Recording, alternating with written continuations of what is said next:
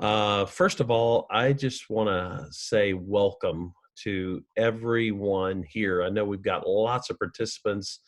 We've got you guys, panelists, and I just want to say thank you. Thank you for taking the time out here on a Thursday night on April 30th. I just dated this thing. I didn't have to do that, but this is a unique time. And so, I don't know that this webinar and what we say, honestly, it could be the things we say, I believe, will be timeless.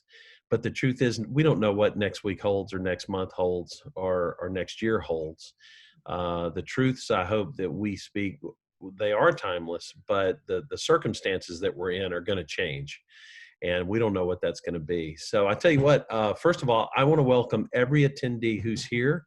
And also, if you're joining us post this webinar online, we want to say thanks for watching. My name's Andy Sharp.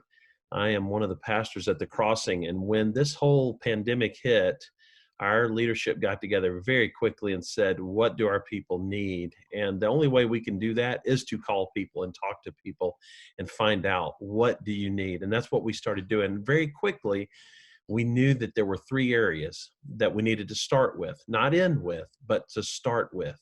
And one of those areas was emotional health. So we started with an emotional health webinar. I want to just sort of urge, if you didn't see that, you should watch that. Then we followed up with a financial webinar with some experts, incredible rock stars that were on this panel that I was able to moderate and host. And you should watch that one as well if you need that. The third is, we wanted to, Lisa and I just said, we want to do marriages. And I think by the end of this webinar, everyone's going to know why we chose to do marriage pretty quickly during a quarantine time. And so, but this is the third one. And so what I want to do is, I want to introduce the panel. And I know Matt is getting kids. I don't know if Jude's off the toilet yet, Samantha, or not, but we will, I will introduce Matt when he shows up. But let me just go through sort of some introductions very quickly, briefly. I'm not going to do this justice, first of all, because this panel that we're able to watch tonight are incredible people. And I could speak for, and Lisa knows this, I could speak and just keep going about anything, honestly. But I could talk about each of you, because I'm looking at your faces right now, and honestly, I get a little bit emotional, because you guys mean a lot to me. You are friends, and you make such an impact in this world, and it's one reason why I asked you to be on this panel. But I'm going to start with you, Sam. This is Matt and Samantha Liebarger. Matt will come in here in just a second, and I'll sort of, I love Matt. You know, I love your husband, Samantha, but I'm going to wait till he gets in. But Sam is practicing a licensed professional counselor in the St. Louis area. You create beautiful children. You have two just gorgeous kids. And then also you and Matt have served both as premarital mentor couples. And furthermore, I've just had such a great time every time we're together, and I'm missing everyone right now. So next, I want to introduce, wave y'all's hands, Kenny and Christia. This is the DeShields. Kenny, you probably notice him because he's on staff at The Crossing. By the way, Matt is on staff, but Samantha, you're not. I just going to make that distinction. A lot of times people think my wife's on staff, and she's never been on staff at the church, and they send emails to her with her, and she never gets them. So anyway, but Kenny is on staff, and honestly, Kenny, a lot of people will recognize you, maybe from around the world, because you are such a worship leader. You're on our stage a lot. You lead people. You're a singer. You're a songwriter. You literally have traveled the world and led people to sort of come in closer to Jesus. And that's one of the reasons why I love you. And honestly, but we love you even more when Christia is sitting right next to you, because Christia is a rock star in all ways. incredible mother. But listen, this lady, I believe you're pretty much an entrepreneur, and she'll be running St. Louis and the world here pretty soon. But I see her modeling things and stores, and I'm like, what happened? I mean, who? She's so talented. There's no so anyway. Uh, I will tell you next, Judy, wave your hand. Judy Dabler. She's my friend. Judy, this is how I would describe you. You know, I didn't ask you for a bio, but here's my made up bio for you. She's a theologian, she's a counselor, and she's an expert at reconciliation. And you really have traveled the world and helped the most divided people, organizations, or nations come to the table to reconcile their differences. And that's no lie. It's been amazing. I've personally worked with Judy on her conciliation team. And Judy, I'm just going to tell you, it's an honor that you agreed to join us tonight. And maybe my favorite thing about you is this, at least for tonight's webinar, is that you're a certified sex therapist. And so we're going to take advantage of that tonight. I told Lisa, maybe after I said that, we have a ton of attendees on, and now most of them are scrambling to get their earbuds because their children are within earshot. So we don't know where this conversation is going to go tonight, folks. It's not my fault. You know, I don't know what these crazy panelists are going to do. But last and most importantly, because she wrote this part of the script for me. No, I'm just kidding. Is my wife, Lisa Sharp. Lisa, wave your hand. So Lisa is my wife. She's a professional counselor in the St. Louis area, which really means for you guys who do counseling, Lisa, at least this is my experience, Sam, Judy, maybe this is for you, but Lisa's she's probably had more Zoom time than anyone that I know in the world.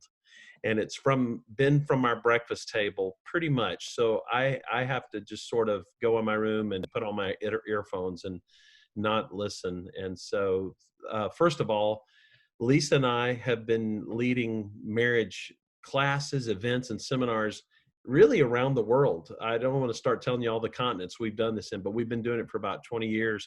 And people think it's a joke, but it's not. We do these marriage events because we need it. And so that's why we continue to do them, because we haven't arrived yet. And we want to constantly learn how to be better people and better spouses. So I'm so glad all of you are with us. That's all the introductions until Matt shows up after whatever he's doing right now. But let's just say this. Let's just start by saying and admitting that we are living in an incredibly interesting time. And it is an incredibly interesting time to do a webinar, because I know several of you have littles, at least 2 of these windows do. And I know that if you need to hop up, I mean, we're not going to freak. We're not going to panic. I'm not going to think that my panelists ran away. I know that you're taking care of some really important times. Typically, we would never do a webinar from a bedroom, right? But I know that Lisa and I are both in bedrooms right now. All right. Now, next, I want to kind of do just a little bit of logistics for the attendees and also panelists. You can just overhear this, but our time's going to go quickly. So let me very quickly go through just some logistics. As you know, this is a live webinar right now. We are live, and we have people joining us still. I see the numbers are going up a little bit. And we're going to ask you, attendees, we're going to allow you to ask questions of our panelists. And how that works is, if you haven't done this before with at least a Zoom webinar, on your screen is a button that says Q&A. And if you tap, even if you're watching from an iPad, if you tap the iPad, it's probably up in the top right. If it's a computer app that you're running on, it's probably down in the middle on the bottom. But if you want to ask our panelists a question, you can even do that now. You tap Q&A, it'll open up a little box. I think you have to type in your name, but at least you have to type in a question and just submit that. Now, I have a team of people who are off screen right now. They're going to chime in. You may hear someone chime in audibly. So I want to thank publicly right now Amy Frost, Heather Mellencrod, and Joel Burt, our pastor. Thank you, Joel, for being here. And last but not least, and I'm done, Jim Michael is behind the scenes. He's sort of my web tech dude. I like to call him the Wizard of Oz because he's behind a virtual curtain and he's pulling all these levers and ropes. And that's how this thing is getting out to the entire world, wherever we are. So, but for you who are attending, click that Q&A and we will try to get to your questions. We will try to get to them live. We will probably have too many to get to live, but we will do our best to at least address your questions. If not live, we'll try to do those offline as well. So, panelists, let's get going here. How about 2020 so far? How about this year? What an incredible year. And here's where I want to start. Here's the very first question that I'm going to start with so that so our attendees and I can hear your answer. I know that all of you are experts in your fields. I know that you love Jesus. I know that you have lots of hope. I know you believe that hope wins. Hashtag hope wins. I got it. I get it. And we're going to talk about the positive things. I promise you. But before we do that, I want us to be honest. I want you to be vulnerable right now in front of these folks. And I want you to tell me how this pandemic has affected you. Not in the positive way. I need to hear real, honest, first person, not it's been hurting other people. It has affected all of us on this screen. And I just need to hear, I want to go through one by one of how that has affected all of us. And I'd love it to start steering toward relationships. All right. With that, I can't wait to stop talking, but I'm going to call on my wife first. Okay. We're going to jump right in, huh? Yeah, because I'm pretty sure that look, I don't know that Lisa and I teach these techniques to people. And Judy, we are going to come to you for some counseling after this pandemic. To talk about techniques and actually do them, right? I'm going to shut my door, but Lisa, start talking to the folks. Okay. And just so for us, some of the issues that we always have had and haven't really fully resolved, we didn't really realize it, but we had some pretty sophisticated ways of ignoring them, like going to the gym or, going to hang out with girlfriends or Andy hanging out at the hangar, wherever. I mean, we had some pretty good ways that we would not necessarily fully resolve things. And so being together all the time just kind of brought it like right front and center. It was like, oh, nope, you're not going to ignore this now. So we've had to have some really hard conversations. Kind of surprised us, I think, because like we would say that we work on our relationship a lot. So for us, we were just like, whoa, we still got some work to do. So yeah, that's kind of how it has gone for us. What about the rest of you?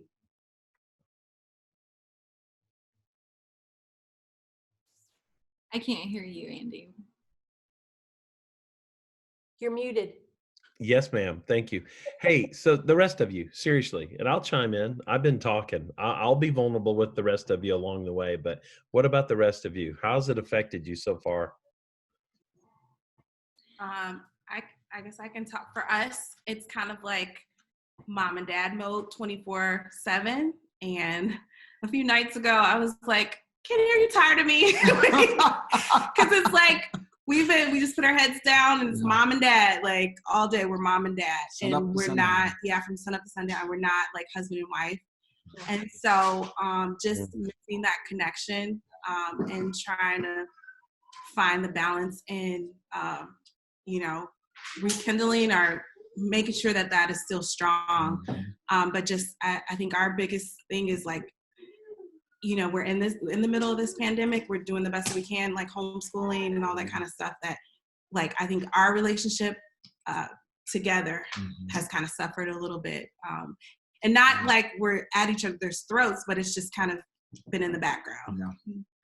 So. And just, I think the patience with one another through things, because it's like you wake up at the crack of dawn and it's like full blast go mode. And then, you know, we get frustrated with the kids or get frustrated with one another. And then it's just like you said, Lisa, there's no, we can go to work or we can go to somewhere else. It's like, we are here together. So it's like learning how that awkward silence that we have, just like, we have to deal with that. Or with, we had a really interesting moment the other day where it was Sunday with the kids, and how we've been working on home projects and stuff. Yeah, working on home projects, and so doing a lot of tired, stressed out from that.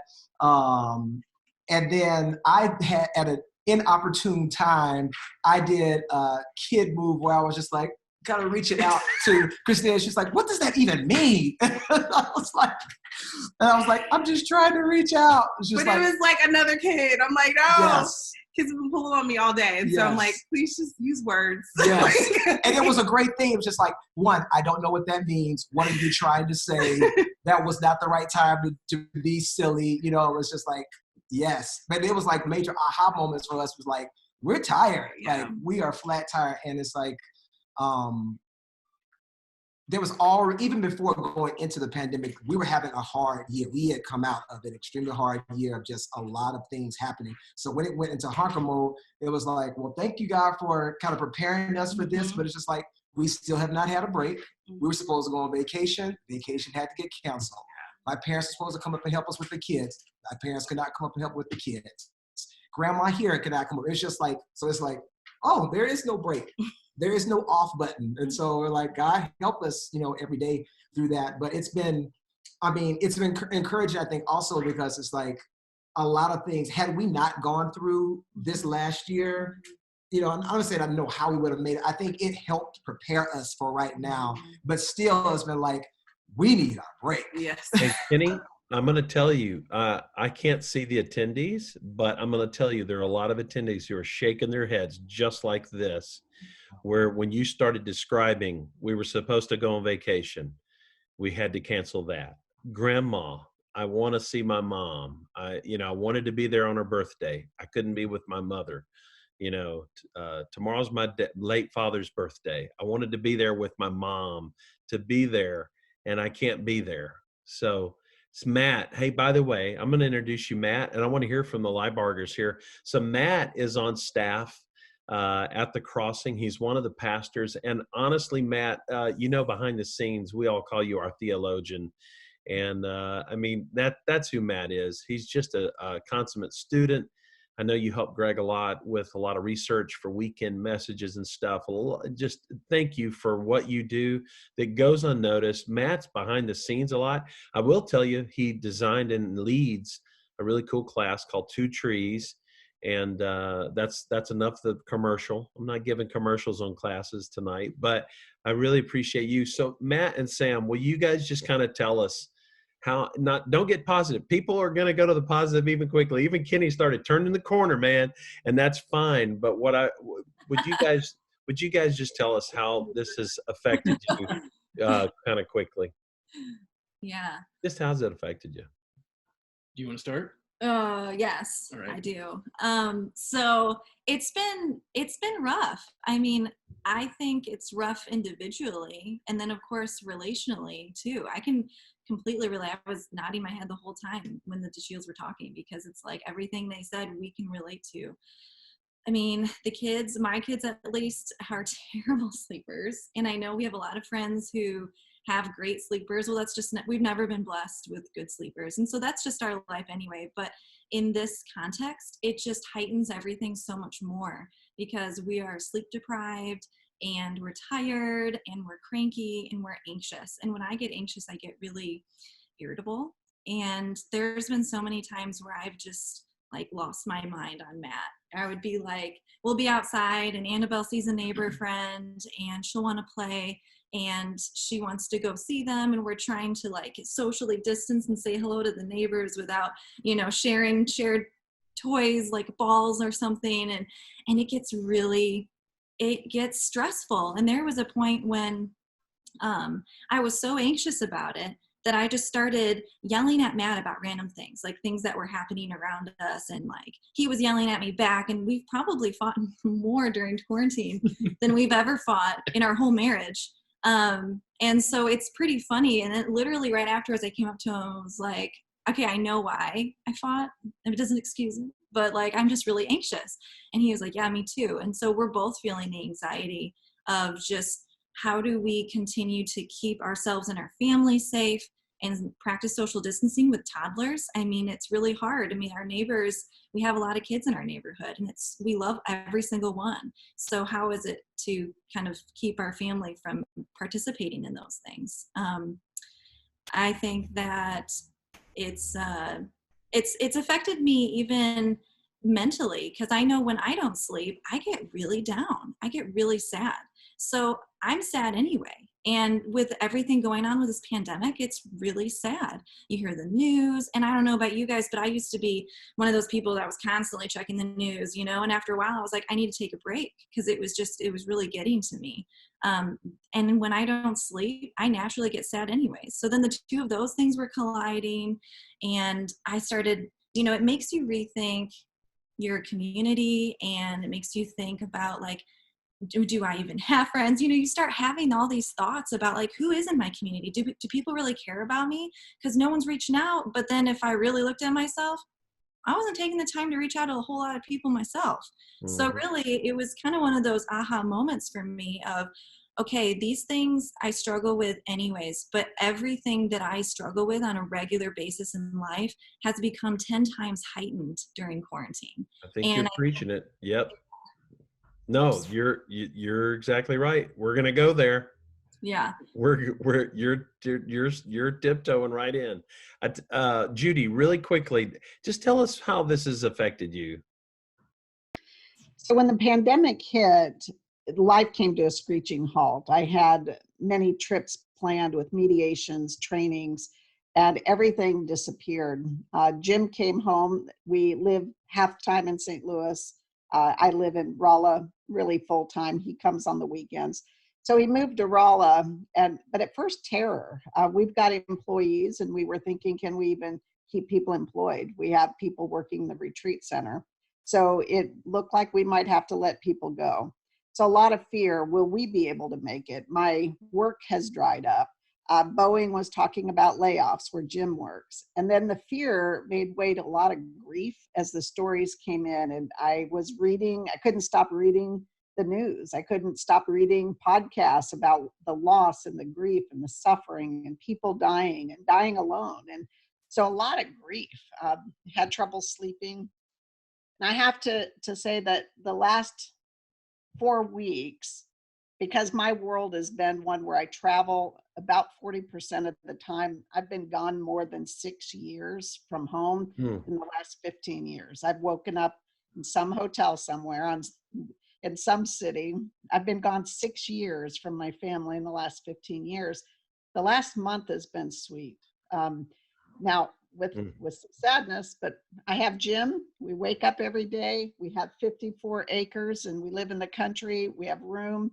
My mother's with us, but sadness. I can't see my grandson. He's starting to take his first steps. I'm going to miss him. He's speaking his first words, and I'm not there. So it's sad, but joy as well. And so it's been fun. But now coming sadness, because soon we're going to be separated again, where I'm gone 50% of the time. And this has been bittersweet, but that's what it's been. So I think everyone gets that, the whole bittersweet, and we're dancing around several topics that relate to marriage. I know we're having questions come in. I want to start with one. We have a couple that I know that our behind the scenes people will jump in and ask us. But when you guys start talking about the bittersweetness of this and how things are honestly in the middle of some of the worst stuff that's happening in the world, there are some good things happening that we don't want to change. And I think that's a great question for everyone. But before you do, I want to back up to you, Samantha. When you started talking about the emotions that are going on, and I know that, Matt has those emotions. He's not a robot. None of us are. What I would love is for any of you on the panel to just answer this. What should we do? Because this affects Lisa and I in our relationship. It affects all relationships. But what do we do with all of the emotion that's going on right now? It's confusing. Everything is so confusing right now. The news, as you said, Samantha, I'm one of those. I've stopped watching. So I'm supposed to know what is happening locally at least. And my coworkers and superiors, supervisors are going, "Hey, did you see the announcement?" I'm going, "No," because I just can't hardly watch it.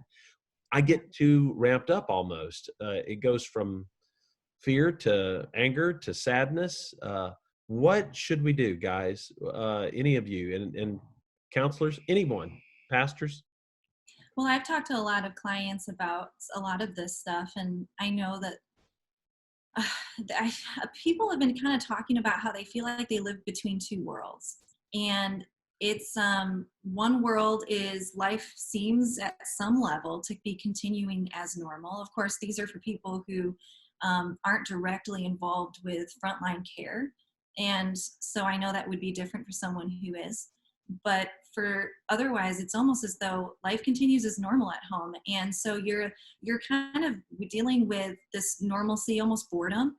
But then on the other side, in the other realm, it's like this traumatic, huge event that you feel this constant sense of, like panic. Like, what am I supposed to be doing? You're high alert. And so I've seen and talked to people how they kind of vacillate between both worlds. And so I just affirm that that's completely normal and say, like, both of those worlds are our reality. And it's okay that you can flip flop into the normalcy world where you feel bored and like, just everything's normal and fine. And then you flip back and all of a sudden, like, you're falling apart. And I think that it's completely normal given the situation we're in. And both realms are our reality right now. So I just kind of want to give people permission to allow themselves grace, because one of the huge things that I want people to know is that we need to offer grace not only for others during this time, but for ourselves. Yeah. Yeah. Lisa, or any of you guys, I mean, you unmute yourself. And can you help us with when it comes to like you and I? I mean, the last 24 hours, we probably fought more in the last 24 hours than we fought in the last 36 hours. So us too, but I've also talked to a lot of clients that say, I feel so overwhelmed. Like I have so many emotions. I don't even know what to do with them all.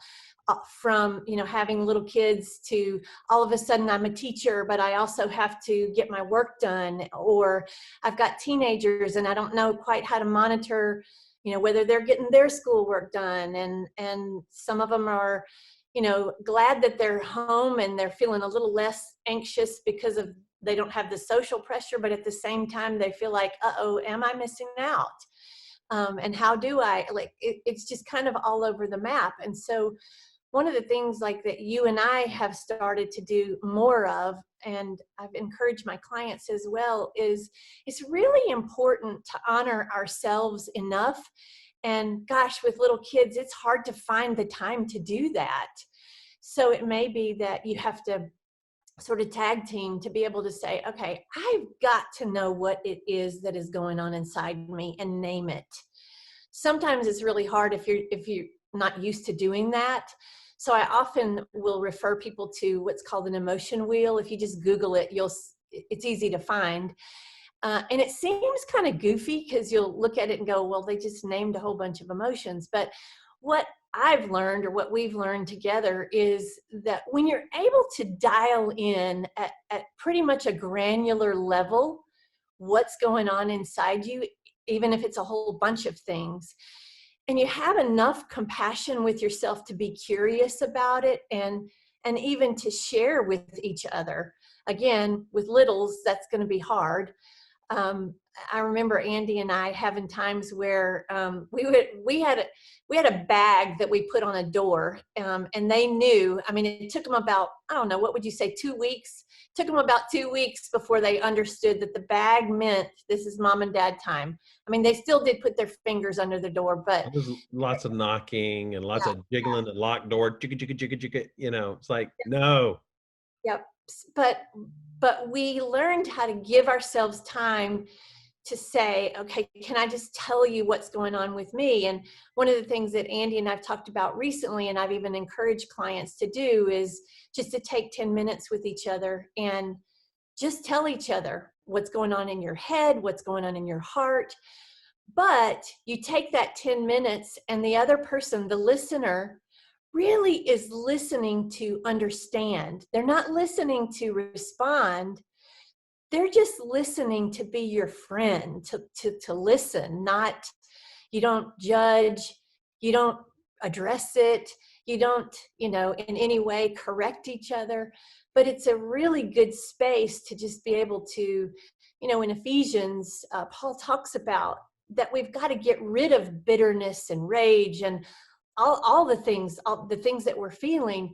And the way to do that is you got to name it. And sometimes, when you don't know exactly what it is, that emotion wheel can help. But another thing that can help is if you just simply pay attention to your body, like when your chest is tight, or when your gut is, feeling like you just got kicked, or, I'm thinking about those with littles and with teenagers. You are exhausted. And so just to give yourself enough time to go, all right, I got to know what all of this is about. Because when I know what it's about, then I have an opportunity to have a pathway to get what I need. Because if exhausted is what I am, maybe we're going to tag team and I'm going to get a nap. Maybe I'm going to go for my own run, or, because you're probably doing a lot of family walks and that kind of thing, but you may need just time to yourself. No, and I like what you said about feelings and naming it, because few of us have really thought theologically about what we're supposed to do with our feelings. And we live in a culture where we view ourselves almost as a mere victim or a product of them. Well, I just have to be authentic by following my feelings. You do you, I'll do me, follow my own heart. But that's just quite simply not what God calls us to. And so we are called to name those feelings and figure out what is stirring within our own hearts and our souls. And you look at that heart and how that plays out through Scripture, and it's our feelings, it's our emotions, it's our intellect, it's our will, our volition to actually act and have causation in this world. And the Hebrew people were genius on how they pick up on even little prepositions in the text, where they would notice that the wicked, they say in their heart, meaning they let their thoughts run wild, they let their feelings just run out of check, and they respond to them and respond to their circumstances. But they would say that the righteous, they say to their heart, meaning I actually am called to use my volition as an image bearer to take control of my thoughts. What do I think about? How long do I think about it?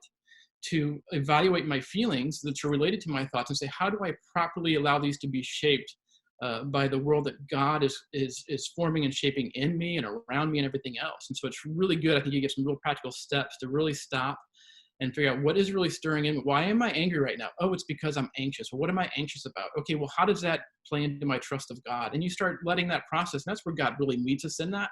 And you start having a little bit more control over it.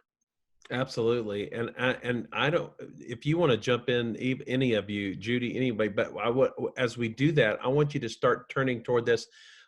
Joel, I know that we have a question, and I can see it. Once you let us know what it is, and I think we can stay on the same vein and allow maybe even Judy to, and maybe in Kenny and Christia to kind of go toward that question. Yeah, the question that somebody asked, but I know a lot of people are asking in their minds, is how do you foster intimacy in this time? Right, and so we're talking about emotions, and really that's where we're sort of headed, because what happens is we all long for this intimacy. We're all longing for it. And sometimes, especially at this time in this pandemic, our emotions are out of whack. They really are. And I love where you're going, Matt. But if you guys would just continue and answer that question along the way, I know it does. So intimacy, there's many forms: emotional, spiritual, relational, social, physical, sexual. Many layers of intimacy. But there is a skill that many people have never mastered, that if you master it, intimacy is fairly easy to accomplish. Most people just have never been taught, nor are they particularly adept at it. And I'll tell you what the skill is. When I teach counseling skills at the beginning of a semester, almost no one can do it. At the end of a semester, a little more than half can do it. So I'll give you a little background on it. Most of us, when we have conversation, which is a very foundational part of intimacy, we ask first questions. And a first question might be, hey, who's your favorite baseball team? And somebody says the St. Louis Cardinals, of course. And then they ask another first question. Hey, when was the last time you went to a game? And they say, oh, that was last April. I've got tickets next May, though. Okay. Then they ask another first question. Did you ever see that sixth game from the World Series and this and this and that happened? And it's another first question. The way to intimacy, emotionally, relationally, and even spiritually, is actually to ask connected questions, where a first question leads to a second question. But very few people ever ask the second question. Almost never do they ask the third question. I go years before anybody ever asks me a third or a fourth question, years. Every once in a very great while, somebody will ask me a third or fourth question, and I'm amazed. So a first question is a true question of curiosity, and it's a real question. It's one that's short and simple and asks something you want to know. A second question is rooted in the response to the first question. So question one elicits response one. Question two is rooted in response one. Question two elicits response two. Question three is rooted in response two. Question three elicits response three, and question four is rooted in response three. And that they connect the questions connected to something significant that's been said. So it's a lot like scuba diving. When you water ski, you cover a lot of territory, hopefully only about 6 inches deep. But when you scuba dive, you pick your spot and you just keep going down and down and down. And it's in that type of deep questions based on genuine curiosity and a desire to know, a desire to understand without making statements. Hey, that reminds me of the time when I blank, blank, blank. But to really listen and to ask those connected questions somewhere around question 7, which unless you're trained, it will not happen. Somewhere around question 7, you break through and you actually hit the human heart.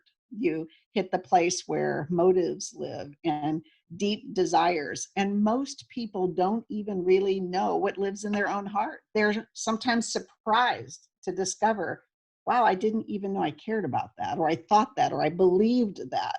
So if we're going to develop intimacy, got to learn to have the right kind of conversation with deep, connected questions. And that is frankly missing in our world. You know, what's interesting, Judy, is I love that. And what we would, most of us would say, you know, in a DeShields household, I mean, we don't, Lisa and I don't have the excuse that our kids are there. I mean, those are great excuses, but most people would say that they're so busy. We live very fast-paced, busy lives.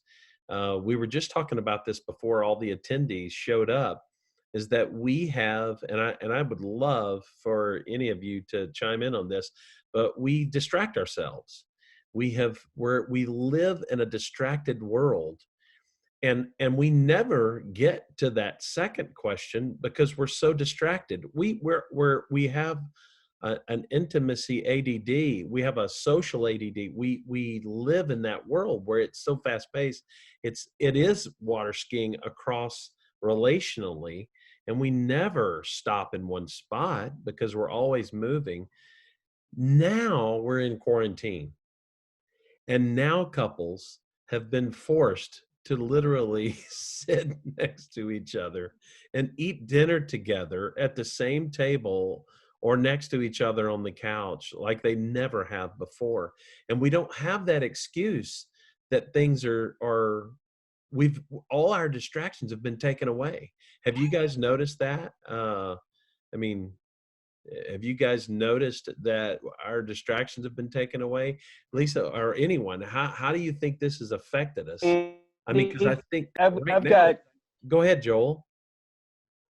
I was just wondering if, because that's a great question. I was just wondering if there might be some like examples, Judy. What you're talking about is examples of ones that maybe for some of us we're new to this thing, and we're just like, we're not ready to dive into the deep end. We just want to get up to our knees in the shallow end. Can you help us with some of those handles, maybe? That's good. Yeah, in fact, if somebody on the panel will volunteer, we'll just demonstrate it. Any volunteers? Sure, I'll go with you. All right. Okay, all right. And I that's think should it be a couple, or do you want it to be somebody that does it one with you? person, just one person. Okay. So Samantha, right? Yeah, that's fine. Okay. Yeah. So I'm going to start with just a curiosity question, because you can, if you follow this, you'll eventually get there. So I'll just ask, what's been one of the most meaningful experiences for you over the last 2 months? During this time in quarantine.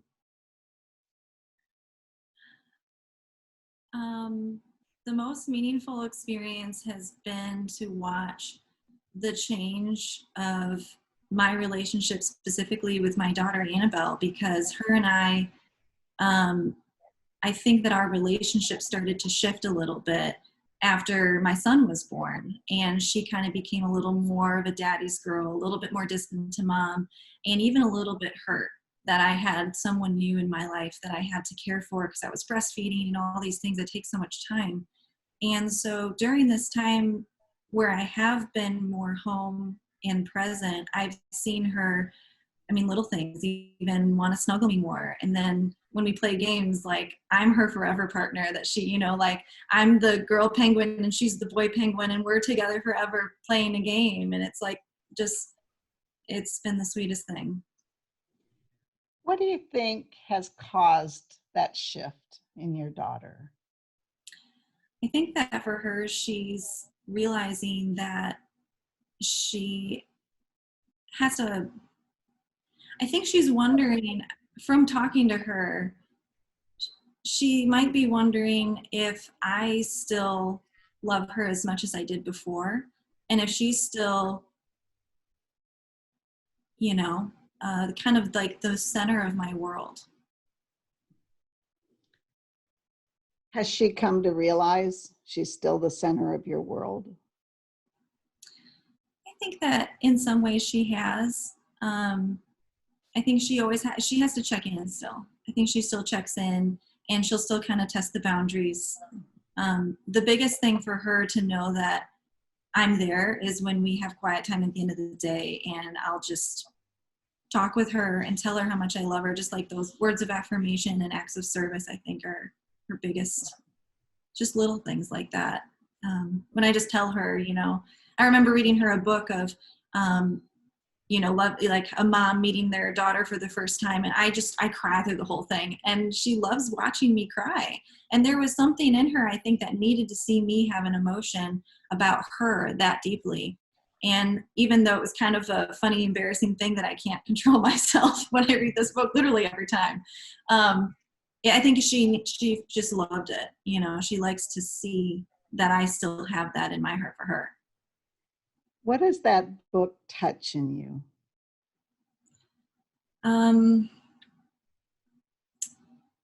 Oh man, I have to think about that.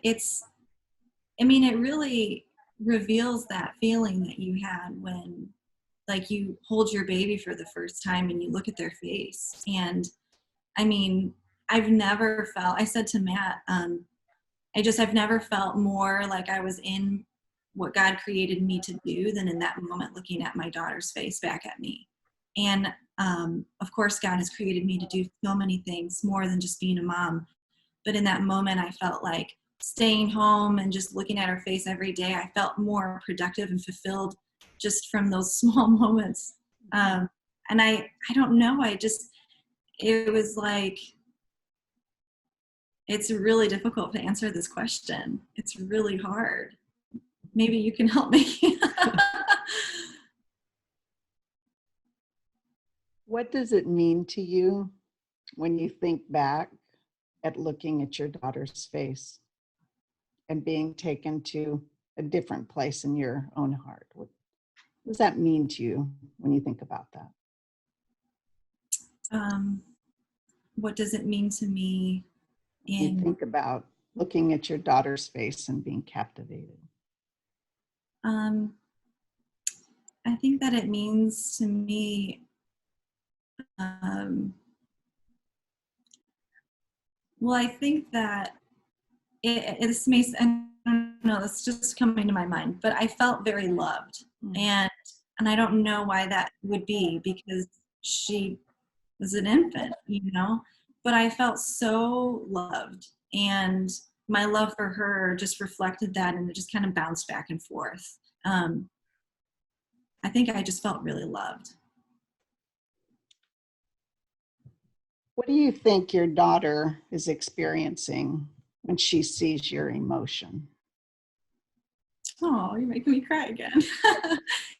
I think she's experiencing that bounce back and forth again. Yeah. So that was 5 questions. And we got to the heart. And we're finally getting there. Now, 10 questions is sweet. I'll stop there, but I've only just met Samantha tonight, but I won't forget the beauty in her words. I got to know her in a way I never would have known her. And that was only 5 questions. And I never interjected a comment. I never interjected a statement. And I listened, because as she spoke, she gave me the next question. I didn't have to worry about it. I just listened. And in what she said, she provided me the next question to ask, because the goal is to know and to understand. And I'll just say this and end, but Philippians 1:9, Paul prays this prayer for the people in the church in Philippi, and he's praying for their human relationships. And he says, and this is my prayer, that your love may abound more and more in indeed. knowledge and depth of insight. Yes. And so with intimacy, whether it's in marriage, whether it's in your families, the more you know and the more you understand each other's hearts, your own heart, the heart of God, love abounds. And that's a big word in the Greek. It means explode, and it keeps on exploding, and it keeps on exploding. So intimacy requires those 2 ingredients, knowledge and depth of insight, so that your love may abound. And so I got to know and I got to understand Samantha, and that's the kind of the heart of intimacy. So there you have it, Joel. I illustrated, because it's so much easier than explaining. All right, so here's what I want to do. We don't have a ton of more time. We have a little bit of time. I want to let's go practical for just at the very end here. I have a question for you, Kenny and Christia, right after that. But right now, I know there's a question online for, and this could be anyone, but I know there's someone, and I know at least 2 people behind the scenes right now who have essential workers who are working very, very hard right now, and they're at home. Matter of fact, I'm just going to out him. Joel's wife is an essential worker right now, and he's at home being a pastor, trying to do all these things. He's with us tonight. He's homeschooling 2 girls, and then he's got a 3rd girl who's too young. So I'm telling you, there are a lot of couples in that condition right now. What would you guys? How could, I know we have Stephanie who just asked a question online, but they're separated, long hours. They're drained emotionally. We know there's going to be PTSD when this is, when the curve is, when we're on the backside of the curve. So help us with this right now. At least you counselors, pastors, any one of you. What can we tell people to practically help them just to navigate this? This is called navigating marriage, by the way. We're not going to have all the answers, but at least give them something. If we have to have another webinar in another 2 weeks to navigate the next few steps, we'll be happy to do that too. But what do you guys say? Andy, I'll jump in real quick. I think it is really important important, especially, well, it's important for when you have two parents at home, but it's especially important if it's just one, is that you really try to define the time. And all I mean by that is it's breakfast now. It's time for us to do our work now. It's time for, like, dad's got to be on the computer for, and set a timer or whatever. Because when you're under one roof all day long, it's really great for the kids to know, like, when you're available and when you're not. And I mean, you don't even know we've laughed saying we don't even know what day it is, right? And so it's very helpful both to you and to the kids to, let's say, the one person, the parent who is at home, it's important to be able to say, now it's playtime, now it's our dinner time, now it's our, rest time, whatever, because it helps them to feel like there's somewhat of a schedule. Kenny and Christia, how have you guys been navigating with these three littles? I mean, it's amazing. Answer that first. And then secondly, just as both of you are worship leaders, you really are. Christia, you're not on the stage, but I've watched you lead your family in worship like crazy. And how are you guys continuing to do that through the pandemic? See if you can answer that in Reader's Digest format. I'll start with the schedule. Like Lisa said, I am a teacher. I've stayed at home this year, but I've taught high school for several years, high school Spanish. And so that schedule is very important, even for our kids. And those of you parents who are homeschooling, like, give yourself so much grace. Teachers understand next year, they're going to figure it out. If they're lacking in something, there's help at school for kids to advance. So I would just say, give yourself a ton of grace. Try to find, it gets kind of daunting to homeschool. And so, like, on Fridays, we've decided that it's Science Day. So we do all kind of crazy science experiments with the kids, just like making it a little bit less like, it's still academic, but not like drilling. And so, yes, that schedule has been a lifesaver for us. We stayed on the schedule even during this. So they have the same bedtime. They have, breakfast, lunch, and they do their school work, and then they have some free time and all of that. And so I think a schedule is super important. And then to the point of worship leading, it really is, what you guys see Kenny on stage is literally our home. Our home is pretty much an altar for the Lord. And Kenny was talking about this, the season that we were in before the pandemic, where anxiety and fear tried to take hold of our whole family. And so God just gave us tools to combat that. Now, let Kenny kind of jump in there. When the Bible says that God has not given us the spirit of fear, but of power, love, and of a sound mind, Christia and I can both say that we would be at work and literally our entire day was wrapped around, when are they going to call about this? When is this next thing going to happen? I mean, never fully present in a place, because it was always like, what's going to happen next? Sundays come around, and it's like we really, really recognize that fear is a spirit, and God has not given us that. So he's given us power, love, and a sound mind. So our oldest son, Shiloh, has been dealing with anxiety, and it was so crazy to see this outgoing, loving child like clam up. And we were like, no, this is not your destiny. God has called you, like, you're a great child. You love friends. You love doing this type of stuff. And so as parents, we just started to go to war for him and for ourselves. And so we've started, since we're musical, we started to turn everything into a song. And so is that the one for that. So when we were dealing with that, there was a point in time where my faith was just like really low. And I was like, God, this is just way too much for us. And I remember being woken up in the middle of the night, and the scripture, 2 Timothy 1:7, it was like, go read that. And I read that, and in my head, I heard Pastor Greg, and his message, I think it might have been in January or February, where he was talking about the word of God as your sword, And so I read that too, and I'm just like, this is not just like this isn't just like words on a page. This is powerful. Yeah. And so it was like, that night, that scripture became so alive to me. And and it became live to our son. And one night he came in, he said, God, Jesus gave me peace. He gave me so much peace. And so during this pandemic, we've just been, it's been a great time for us to kind of like change patterns in our home, and just kind of like instill in our kids who God says that they are. So when we leave out of this, you know, they will have a strong, solid foundation of who God says that they are. So that's been. And so worshiping, like for us, it really has been the audience of one. There are no stages right now leading from. It's been like, okay, it's me and you, Lord. And it's like, Matt, I think it was one of the services where you were talking about how you wanted to have your quiet time, but God wanted you to be present with your child in the moment.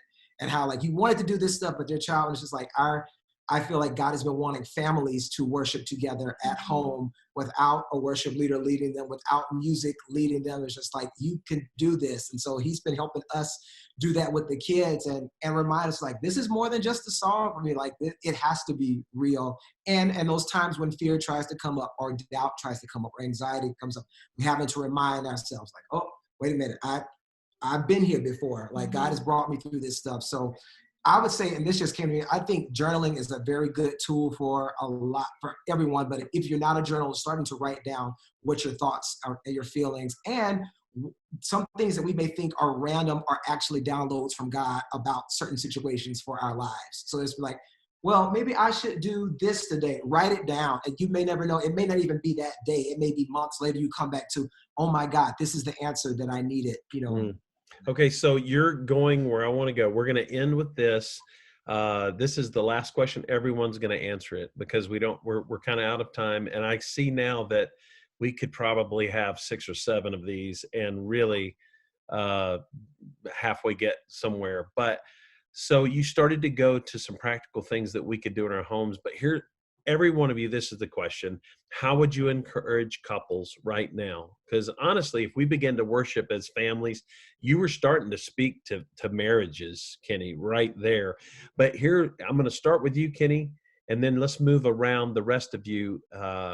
But this is the question. What's 1 or 2 things that you would tell couples right now who might have lost a little bit of hope or who just want to have a better marriage?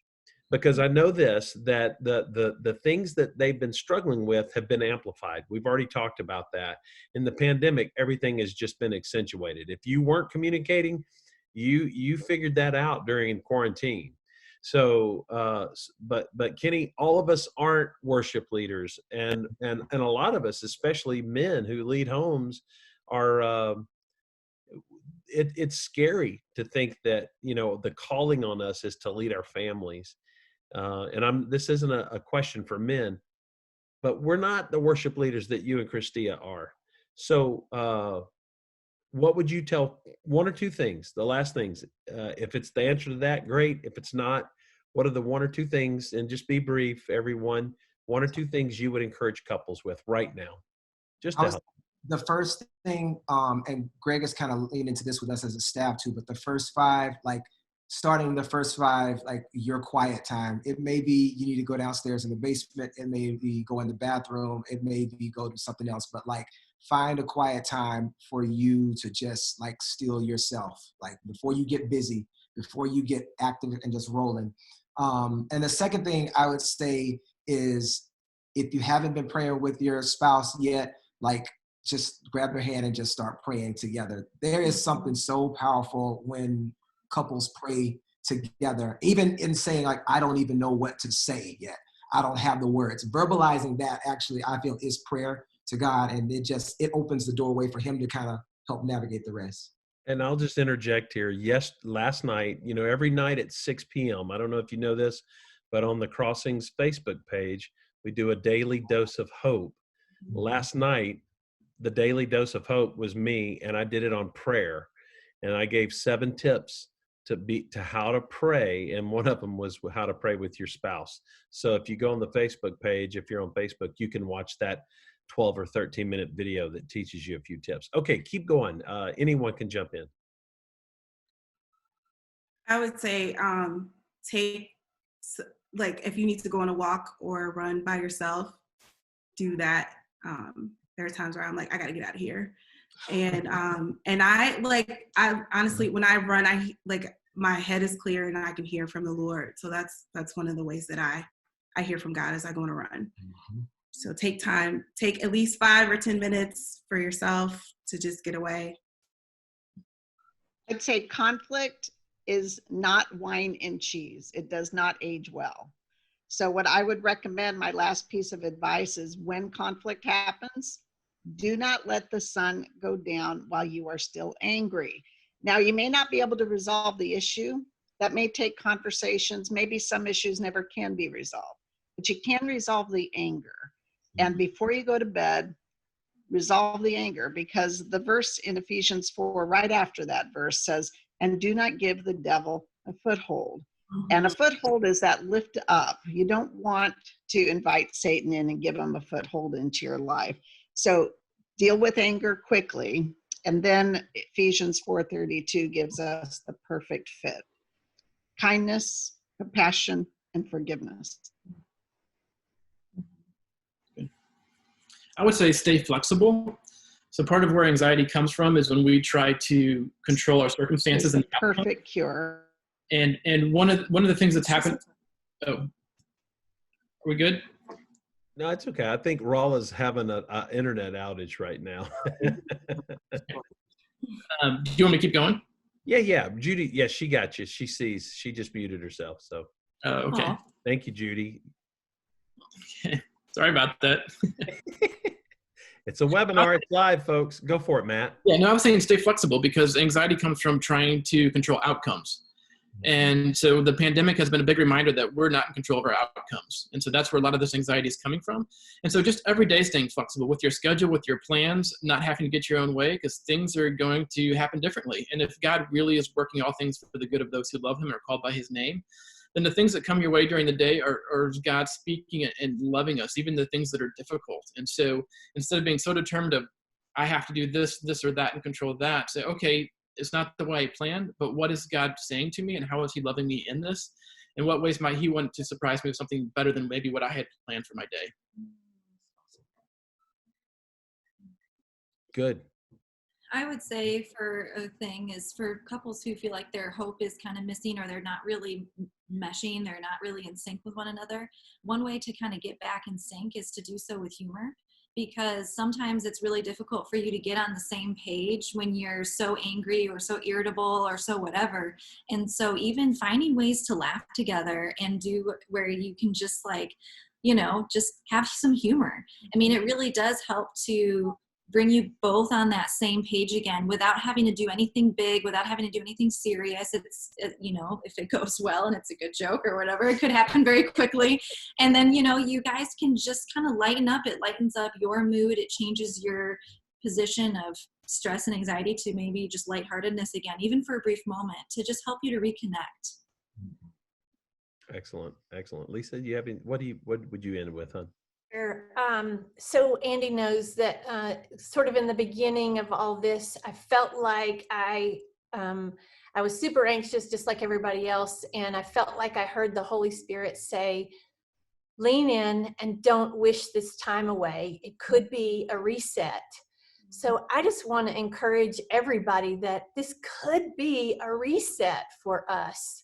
And I know that I'm telling that to a broad spectrum of people that certainly want to be able to ask the questions like Judy was teaching us how to ask. If you're not really ready to do that, could you just take a step, right? I mean, could you just say, okay, I know I haven't done this well yet, but could we just start with like listening to each other and listening for understanding? And then could we grow into learning how to ask questions of each other? And certainly, like what Sam said about humor, I think humor has saved us sometimes, right, Andy? I mean, it's been a huge help. So I just want to encourage you guys that if where the struggles are, please don't get discouraged, and please possibly see this as a reset time. I can't thank you guys enough. This is, I feel like we just barely scratched the surface. I want to apologize to attendees. That's how I feel. I want us to do more. We're going to end it right here. I just want to say thank you guys on the screen for being part of my quarantine tonight. And I hope that all of us gain something valuable. Here's what I would tell everyone attending. If you want to continue to find these opportunities, I know that there's about to be probably a webinar for youth and parents. So what I'm telling you is to keep visiting thecrossing.church/hope now. You will start seeing those opportunities continue to go. And also, this will be posted later. But you guys just, I'll tell you what, if you have questions that we did not address and you want to ask questions, email marriage@thecrossing.church. We will do our best. We will get, if you have a question for any of these panelists right here, we will forward it to them and we will get you an answer. We've had that happen in the previous webinars. So Kenny, Christia, thank you so much. Matt, Sam, love you guys. Thank you so much. Judy Dabler, I'm so glad you're back with us. There must have been about a 15-second outage in Rolla. And my beautiful bride, I'll see you downstairs for dinner here in just a minute. You can tell the sun's going down. All our rooms at least, we don't, they become dark behind us.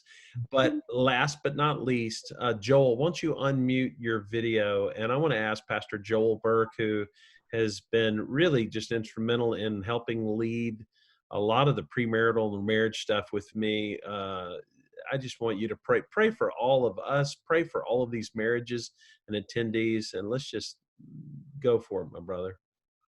Absolutely. God, I thank you so much for each and every one of these folks that were just sharing from their heart and really sharing from the experiences and the goodness, whether we see it now or later, but the goodness that you have provided each and every one of these folks in their relationships and in their marriages. And God, I pray that from this day forward, that everybody that's listening and ourselves included, that we really do take this time to make a priority for this relationship that you have ordained, the institution of marriage that you fostered from the beginning, from Genesis 2, that you will now begin to help us to ask those second, third, fourth, fifth questions to our spouse.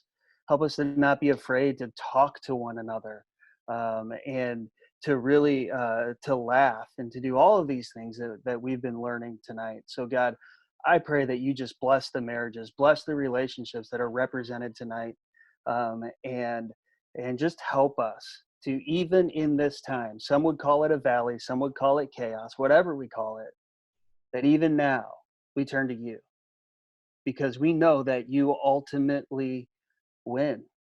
It's not just a cute saying, but you tell us that the end of the story is good because you're in control, yes, even when we don't feel like it, that you are. So God, remind us in those valleys, in the chaos, that you are still God, you are still on your throne, and that you still love us, and that you are still championing our marriages now.